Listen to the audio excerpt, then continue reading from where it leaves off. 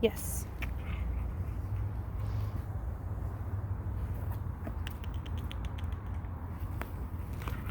Good. Good.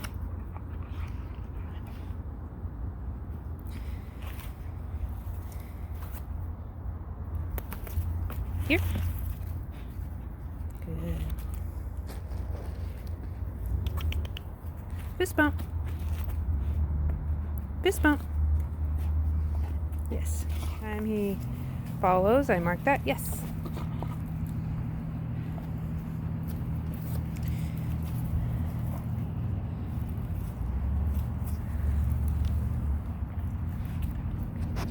Good.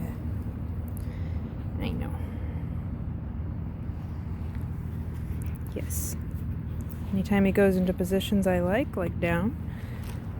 Once we can lure into positions, then we can give them commands. So we can do spin, right? If he can lure into a position, he can know, we can start to attach a word to it. You can do the foos position. There we go. Good boy. I tossed some food on the ground for him to find. We were doing a lot of work in the house with food, but now we're doing primarily our food outside because he has a tendency to be a little bit of a homebody. He wants to be home. So because of that, now we're starting to do most of our food work outside because we want him to look forward to going outside and be excited to work when he's outside, not just in the house. So we're going to pair a lot of his feeding outside.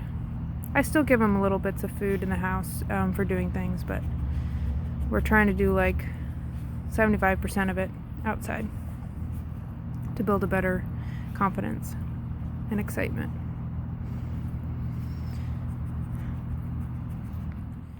Another thing I meant to mention was I don't do a lot of stuff on the collar. I do a lot of stuff on the harness to start with puppies because especially if we're going on a walk or something, teaching the collar, teaching pressure, teaching the dog to walk nice on a leash is a separate exercise. And with his attention span, he's too young to really expect him to work that whole walk just doing pressure on the collar. So right now we're not going to focus on that right now. We can always teach leash walking later. Right now he's allowed to pull in the harness. I don't care. This just takes pressure off his neck. You know, we're not doing a lot of corrections here in the beginning. We're just trying to build confidence and let him feel good about exploring. So leash walking will come later. So I guess a good piece of advice is just teach him in the harness for now. And then when he gets older and a little more confident with walking on a leash and walking around, we'll start doing leash walking skills. Right now, I will, if he is on a collar, I do not move forward if he pulls.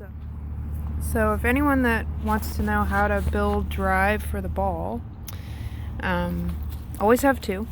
You never want the dog to feel like you're always going to take it away. It takes the fun out of it for the dog. So I always have two on hand, and I always make it move. So if I make it move, it makes it alive. This is called prey drive, and we capitalize on prey drive in puppies, or any dog really, especially if you want to teach a dog to fetch. So the second I grab it, it becomes exciting, it becomes alive, right? The one he has is dead. So when he gets interested, if I make it look exciting and fun, he's going to be more interested in it. Now he's pretty young still, so he doesn't have a ton of drive for the ball yet, but he's starting to show more interest. He good boy. And then once he starts bringing it back, I will mark that with either the second ball or food. Some dogs don't really do well with mixing toys with food, especially if he's really motivated for food, then he might lose interest in the toy. So I like using two balls as the way to teach fetch. We have a video about two fetch method as well on our YouTube page. Come on. Come on. Yeah, go boy, get it. Yay!